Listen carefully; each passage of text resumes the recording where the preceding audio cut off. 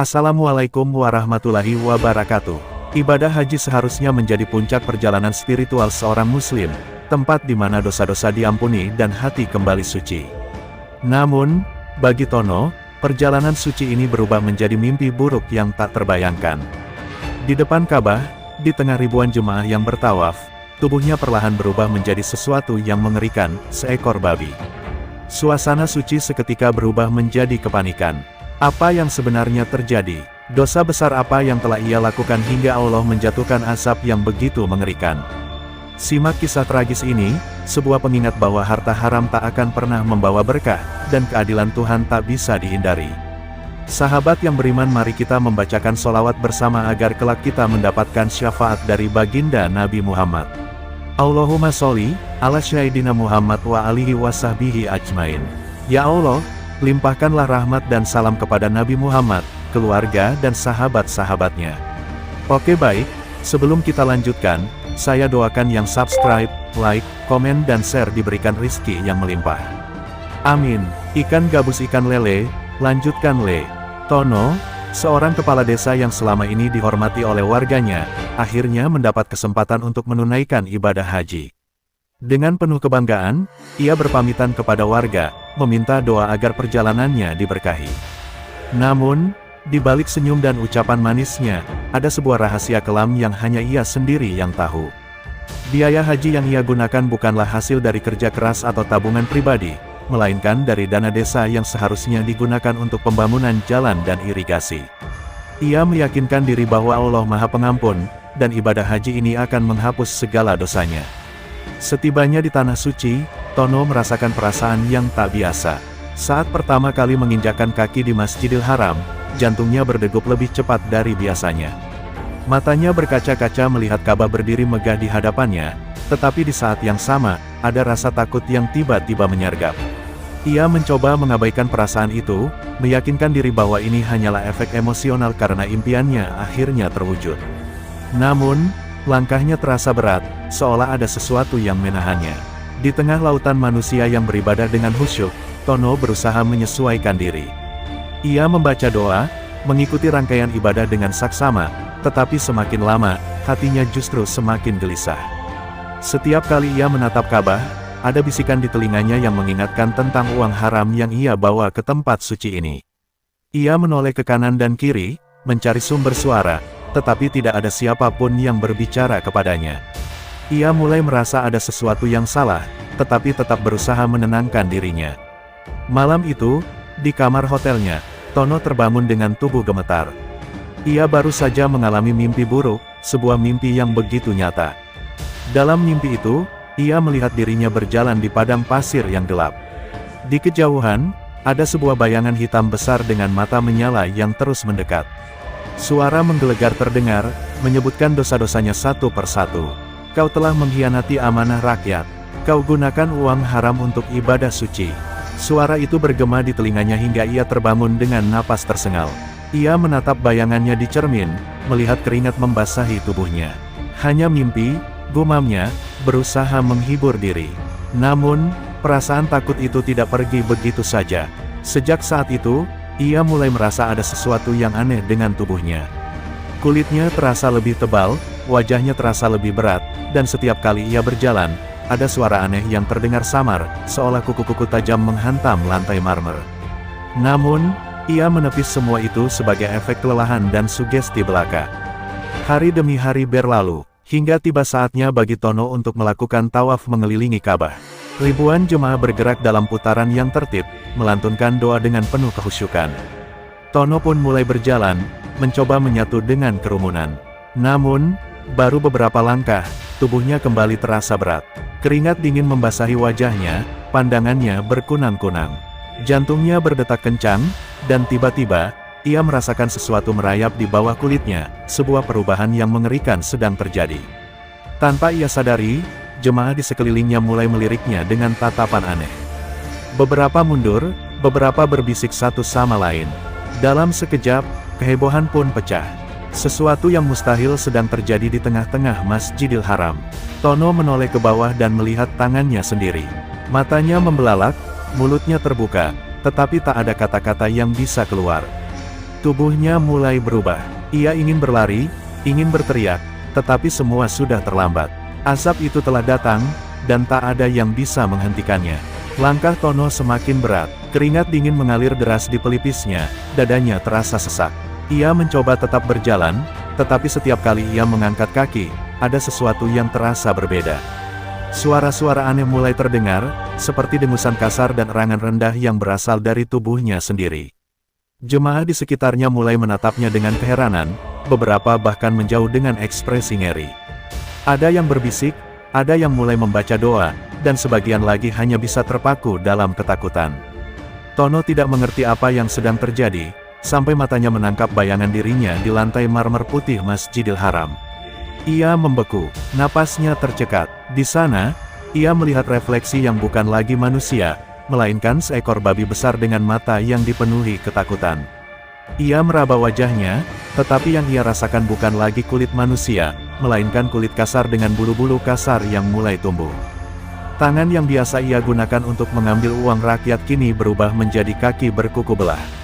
Ia ingin berteriak, tetapi yang keluar dari mulutnya hanyalah suara dengusan yang menyeramkan. Jemaah yang melihat kejadian itu mulai berteriak, menciptakan kepanikan di tengah ribuan orang yang sedang tawaf. Petugas keamanan berlari mendekat, bingung dengan apa yang sedang terjadi. "Astagfirullah, ini mustahil," seru seorang pria tua dengan wajah penuh ketakutan. Seorang ulama yang berada tak jauh dari sana segera bersujud, berdoa dengan suara bergetar. "Ya Allah, tunjukkan keadilan-Mu," katanya lirih. Tono mencoba melarikan diri, tetapi tubuhnya terasa semakin berat. Kakinya tidak lagi mampu berdiri tegak seperti manusia. Ia terjatuh di atas lantai suci itu, menggelepar dalam kepanikan. Tangisannya kini bukan lagi dalam bahasa manusia, melainkan erangan dari seekor binatang najis di tempat paling suci di muka bumi. Ia merasakan kehinaan yang luar biasa. Haji yang ia harapkan menjadi penghapus dosa justru berubah menjadi kutukan yang mengerikan. Di tengah kekacauan itu, suara seorang syekh tua menggema, suaranya tegas namun penuh kewibawaan. "Lihatlah wahai saudara-saudaraku, ini adalah bukti nyata dari kebesaran Allah. Barang siapa yang memakan harta haram dan mengkhianati amanah, maka asapnya akan datang dengan cara yang tak terduga." Kalimat itu menghujam hati Tono seperti pedang. Ia ingin meminta maaf, ingin memohon ampun, tetapi bagaimana caranya? Lidahnya kini bukan lagi milik seorang manusia. Para petugas akhirnya berhasil mengurung Tono di sebuah ruangan tertutup untuk menghindari kepanikan lebih lanjut. Namun, pertanyaan besar tetap menggantung di udara, apakah ini azab yang bersifat sementara, ataukah Tono akan tetap seperti ini selamanya? Sementara itu, di dalam ruangan yang sunyi, Tono hanya bisa menangis dalam. Hatinya, meratapi kesalahan yang tak mungkin bisa ia perbaiki. Tono terduduk di sudut ruangan, tubuhnya yang kini sepenuhnya menjadi seekor babi bergetar hebat.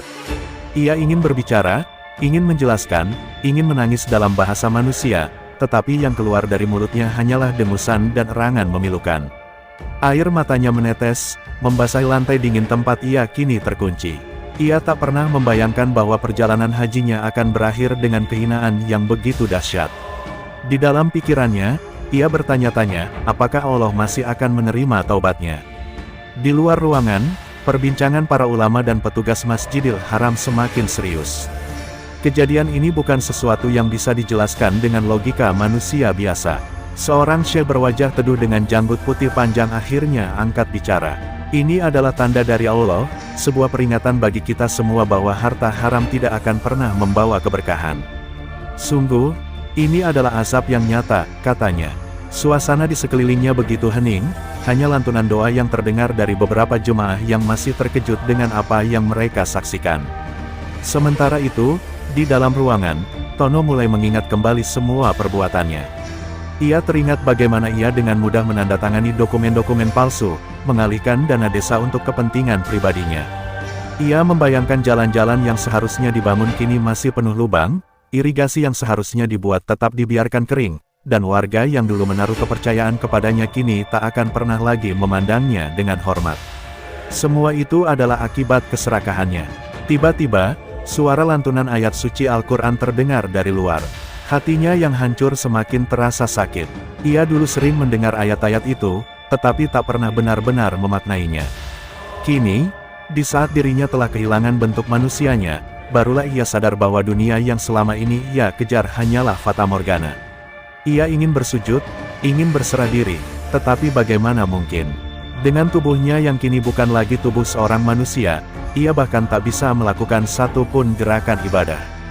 Dalam keterpurukan itu, Tono menyadari satu hal yang begitu menyakitkan, mungkin Allah memang tak mengizinkannya untuk bertobat. Dulu, ia selalu berpikir bahwa dosa bisa ditebus dengan mudah, bahwa uang bisa membeli segala hal, bahkan surga sekalipun. Namun, kini ia menyadari betapa bodohnya ia selama ini. Haji yang ia lakukan dengan uang haram tak membawa keberkahan, malah mendatangkan murka Tuhan yang tak terelakkan. Malam itu, dalam sunyi yang menyesakkan, Tono hanya bisa merintih dalam bahasa yang tak lagi bisa dipahami manusia. Ia adalah bukti hidup, atau lebih tepatnya, bukti asap dari sebuah keserakahan yang tak pernah puas. Sementara di luar, dunia terus berjalan, dan tak ada satupun yang bisa mengubah takdir yang telah ditetapkan untuknya. Tono merangkak di lantai ruangan yang gelap dan dingin, tubuhnya yang kini berbentuk babi terus gemetar. Ia merintih, menangis tanpa suara yang bisa dimengerti manusia. Tidak ada lagi tangan yang bisa ia tengadahkan untuk berdoa, tidak ada lagi lisan yang bisa mengucapkan istighfar. Ia terpenjara dalam tubuh seekor binatang yang diharamkan dalam Islam, di tempat paling suci di dunia. Dulu, ia berpikir bahwa dunia bisa dibeli dengan uang, bahwa setiap kesalahan bisa ditebus dengan kepura-puraan. Namun kini, tak ada lagi yang bisa ia lakukan selain meratapi nasibnya. Di luar ruangan, kabar tentang kejadian mengerikan ini telah menyebar luas. Para ulama dan petugas Masjidil Haram berdiskusi dengan penuh kewaspadaan. Apa yang harus kita lakukan? Tanya salah satu petugas. Seorang syekh tua menghela napas panjang sebelum menjawab, ini adalah pelajaran dari Allah. Kita tidak bisa mengusirnya, tetapi kita juga tidak bisa membiarkan najis di dalam rumahnya. Suasana semakin tegang, tidak ada satupun yang berani mengambil keputusan. Mengeluarkannya ke tempat lain bisa menimbulkan kepanikan lebih besar, tetapi membiarkannya di sini pun tak mungkin dilakukan. Sementara itu, di dalam ruangan, Tono mulai merasakan sesuatu yang lebih menakutkan. Perlahan, pikirannya yang masih manusiawi mulai terkikis. Ia masih bisa memahami apa yang terjadi, tetapi rasa-rasanya semakin sulit untuk berpikir jernih. Setiap detik yang berlalu, naluri binatang semakin menguasainya. Ia takut, bukan hanya karena perubahan fisiknya, tetapi juga karena ia merasa kesadarannya sebagai manusia mulai hilang. Jangan ambil pikiranku, batinnya berteriak, tetapi suara itu semakin lemah. Dalam keputusasaan, ia teringat keluarganya, istri dan anak-anaknya yang ia tinggalkan di kampung, yang mungkin sekarang sedang menunggu kabar darinya. Bagaimana jika mereka tahu? Bagaimana jika berita ini sampai ke telinga mereka? Bagaimana ia bisa menghadapi wajah mereka jika suatu saat Allah mengembalikan bentuknya? Ataukah ini memang hukuman abadi, di mana ia akan tetap seperti ini sampai akhir hayatnya? Ia ingin pulang, ingin memperbaiki semuanya, tetapi semua itu kini terasa mustahil. Tiba-tiba, suara azan subuh berkumandang, menggema ke seluruh penjuru Masjidil Haram. Getaran suci dari panggilan ilahi itu menusuk ke dalam hati Tono yang hancur. Jika saja ia masih memiliki tubuh manusia, mungkin saat ini ia sudah bersujud, menangis sejadi-jadinya, memohon ampun atas segala dosa. Tetapi kini, yang bisa ia lakukan hanyalah mendengarkan, membiarkan suara azan itu menjadi saksi terakhir dari sisa-sisa kesadarannya yang semakin pudar. Di luar, para ulama akhirnya mengambil keputusan. Kita harus mengeluarkannya dari tanah suci ini, kata salah seorang dari mereka. Kita tidak tahu berapa lama Allah akan membiarkannya dalam kondisi ini, tetapi satu hal yang pasti, ia tidak bisa tetap berada di sini. Beberapa petugas mulai bersiap, sementara kerumunan jemaah yang telah mendengar kabar ini mulai berdoa dengan wajah penuh ketakutan. Tidak ada yang tahu bagaimana semua ini akan berakhir, tetapi satu hal yang pasti, ini adalah tanda dari Allah, yang akan dikenang sepanjang masa. Pintu ruangan terbuka perlahan, dan beberapa petugas dengan wajah tegang masuk ke dalam. Cahaya dari luar menerobos masuk, menyinari tubuh Tono yang kini sepenuhnya menjadi seekor babi. Mereka menatapnya dengan perasaan campur aduk, takut, jijik, dan iba. Namun, mereka tahu bahwa mereka harus melakukan tugas yang telah ditetapkan. Tidak mungkin seekor babi, makhluk yang diharamkan dalam Islam, dibiarkan tetap berada di tanah suci. Bawa dia keluar dengan hati-hati, bisik seorang syekh tua, suaranya bergetar karena kejadian ini benar-benar di luar nalar manusia. Tono meronta, mencoba memberontak, tetapi tubuhnya yang kini hanya seekor binatang tidak mampu melawan kekuatan para petugas. Ia diangkat ke dalam sebuah peti kayu besar, ditutupi kain agar tidak ada jemaah yang melihatnya. Hati Tono menjerit, tetapi tidak ada yang bisa memahami penderitaannya. Ia ingin berbicara, ingin menjelaskan, ingin memohon ampun, tetapi semua itu sudah terlambat. Tubuhnya diguncang hebat saat peti itu diangkat dan dibawa keluar dari Masjidil Haram, tanah suci yang seharusnya menjadi tempat ia menyucikan diri, bukan menerima azab yang begitu mengerikan. Di luar, suasana masih penuh dengan ketegangan. Ratusan jemaah yang telah mendengar kabar ini berkerumun, mencoba melihat apa yang sebenarnya terjadi. Namun, petugas bergerak cepat, membawa peti itu melewati lorong-lorong sempit hingga akhirnya sampai ke sebuah kendaraan khusus yang telah disiapkan. Syekh yang tadi memimpin doa menatap peti itu dengan tatapan tajam. "Semoga Allah memberikan pengampunan kepadamu, wahai hamba yang telah tersesat," katanya lirih sebelum akhirnya peti itu dimasukkan ke dalam mobil.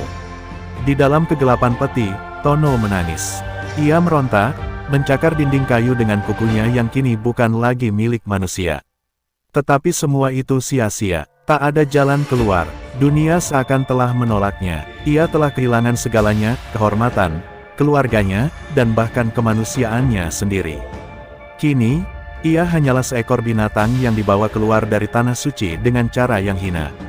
Ia mencoba mengingat wajah istri dan anak-anaknya, tetapi semakin lama, bayangan itu semakin samar. Kepalanya mulai dipenuhi dengan naluri binatang, perlahan menggantikan pikirannya sebagai manusia. Perjalanan keluar dari kota suci maka terasa seperti perjalanan menuju kehancuran abadi. Ia tak tahu kemana ia akan dibawa. Apakah Allah masih akan memberinya kesempatan untuk bertaubat, ataukah ini adalah hukuman yang akan ia tanggung hingga ajal menjemput? Yang jelas, satu hal yang kini benar-benar ia sadari, dosa yang ia lakukan di dunia tidak akan pernah bisa ditebus hanya dengan berpura-pura suci. Ia telah memakan harta haram, mengkhianati rakyatnya, dan kini, Allah menunjukkan kekuasaannya dengan cara yang tak pernah ia bayangkan. Mobil itu terus melaju, meninggalkan Makkah di kejauhan. Langit mulai memerah, fajar perlahan menyingsing, tetapi bagi Tono, dunia sudah tak lagi sama. Ia adalah bukti nyata bahwa azab itu benar adanya, bahwa tidak ada satupun manusia yang bisa lari dari keadilan Tuhan. Kini, ia hanya bisa pasrah, menunggu akhir dari kisah tragis yang telah ia ciptakan sendiri. Mobil yang membawa Tono terus melaju, meninggalkan tanah suci dengan kecepatan yang terasa begitu menyakitkan baginya. Ia tak lagi bisa melihat Ka'bah, tak lagi bisa merasakan keberkahan yang dulu ia dambakan. Ia hanya bisa terkurung dalam peti kayu yang gelap, mendengar deru mesin yang semakin menjauhkannya dari tempat paling suci di dunia. Tono ingin berteriak, ingin memohon ampun, ingin bersujud di hadapan Allah. Tapi bagaimana caranya? Ia bukan lagi manusia. Ia telah terbuang, dihukum dengan cara yang tak pernah ia bayangkan. Di luar, para petugas yang mengawal mobil itu masih terdiam dalam ketakutan. Mereka baru saja menjadi saksi salah satu kejadian paling mengerikan dalam sejarah. "Aku tidak percaya, seorang manusia berubah menjadi babi di tanah suci," bisik salah satu dari mereka dengan suara bergetar. Syekh tua yang ikut dalam perjalanan itu menghela napas panjang, menundukkan kepalanya. "Ini bukan hanya pelajaran bagi dia," katanya lirih. "Ini peringatan bagi kita semua. Siapa yang berani bermain dengan harta haram, cepat atau lambat, azab Allah pasti akan datang." Sementara itu, di dalam peti, Tono merasakan tubuhnya semakin lemas. Ia mulai kehilangan kekuatan, tetapi rasa sakit di hatinya lebih besar dari apapun. Ia mengingat bagaimana dulu ia hidup dalam kemewahan, bagaimana ia menganggap dirinya sebagai orang yang cerdas, mampu memanipulasi hukum demi keuntungan pribadi. Kini, semua harta itu tak lagi berarti. Rumah mewahnya, mobil-mobil mahalnya, uang yang ia kumpulkan dengan cara licik, semuanya tak ada gunanya. Di hadapan Allah, ia hanyalah seorang pendosa yang menerima hukuman setimpal. Tiba-tiba, mobil berhenti. Pintu belakang terbuka, dan cahaya matahari menyilaukan matanya yang kini sudah tidak lagi seperti mata manusia. Ia digotong keluar, diletakkan di atas tanah kering yang asing baginya. Beberapa orang berpakaian gamis putih berdiri mengelilinginya dengan ekspresi ngeri. Salah satu dari mereka, seorang ulama besar yang telah dipanggil untuk menangani kejadian ini, menghela napas berat sebelum akhirnya berkata, "Lepaskan dia. Biarkan Allah yang menentukan nasibnya." Dengan penuh kehati-hatian, petugas membuka peti itu. Begitu peti terbuka, Tono langsung berusaha merangkak keluar. Namun, ia tidak tahu harus pergi kemana. Ia hanya seekor babi yang terbuang, tak punya tempat kembali. Ia menatap ke sekeliling dengan mata penuh ketakutan, berharap ada seseorang yang mengenalnya, seseorang yang mau menolongnya. Tapi tidak ada, semua orang hanya berdiri di kejauhan, membaca doa dengan wajah ngeri. Tak ada yang berani mendekatinya, tak ada yang bersimpati. Ia telah menjadi makhluk yang paling hina di hadapan manusia dan Tuhan.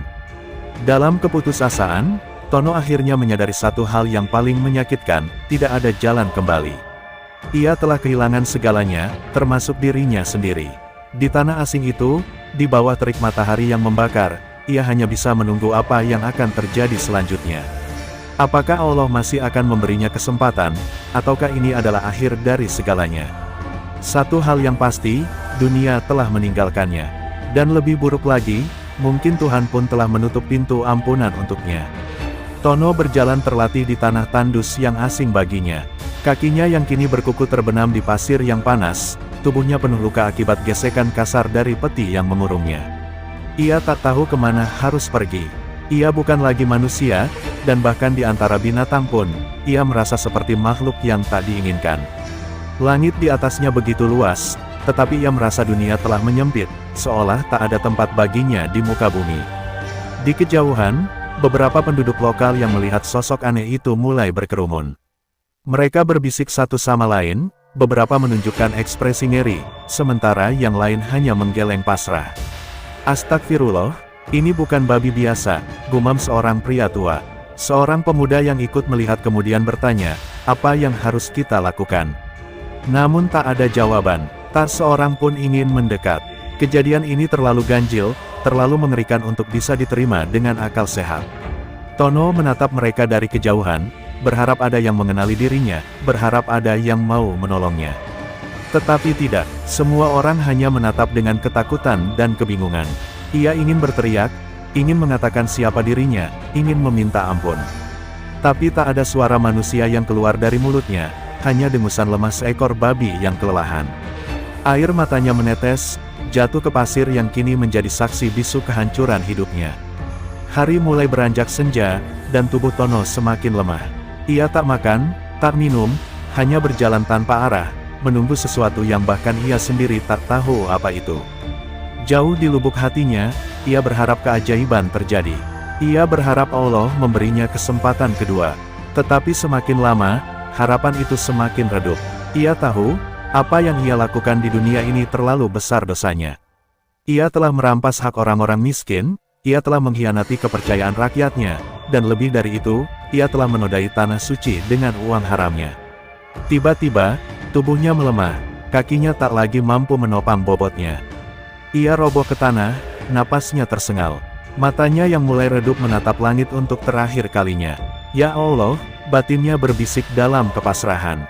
Dalam keheningan itu, ia merasa sesuatu yang hangat mengalir dari sudut matanya, bukan hanya air mata, tetapi juga sisa-sisa kesadarannya yang semakin memudar. Dunia di sekelilingnya mulai terasa jauh, suara-suara samar terdengar, sebelum akhirnya semuanya berubah menjadi gelap. Keesokan harinya, penduduk menemukan bangkai seekor babi tergeletak di padang pasir. Tak ada yang tahu dari mana asalnya, tak ada yang tahu bagaimana ia bisa sampai di sana. Yang mereka tahu, bangkai itu segera dikuburkan tanpa banyak tanya. Tidak ada nama, tidak ada tanda, hanya pasir yang menutupi tubuh yang dulunya adalah seorang manusia. Kisah Tono berakhir di sana, dalam kehinaan, dalam kesendirian, dalam azab yang menjadi pelajaran bagi dunia. Cerita ini akan menjadi pengingat bagi kita semua bahwa harta haram tidak akan pernah membawa keberkahan, dan azab Allah bisa datang kapan saja, bahkan di tempat suci. Sukron kasiron sahabat Cerbol Story, sudah menonton sampai akhir. Semoga harimu menyenangkan. Akhir kata, wassalamualaikum warahmatullahi wabarakatuh.